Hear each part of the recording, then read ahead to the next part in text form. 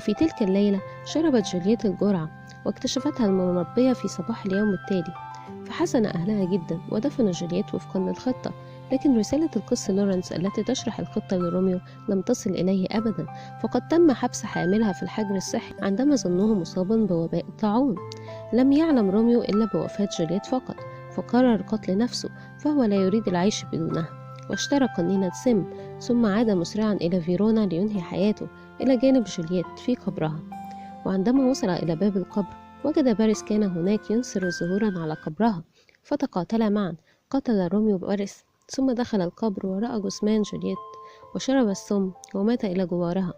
بعد ذلك دخل الراهب لورنس وأدرك أن روميو قد قتل باريس ثم انتحر. وفي نفس الوقت استيقظت جولييت. سمع القس لورنس صوت أناس قادمون ناحيتهم، فنصح جولييت أن تغادر معه وتذهب لتعيش في مكان آخر. رفضت جولييت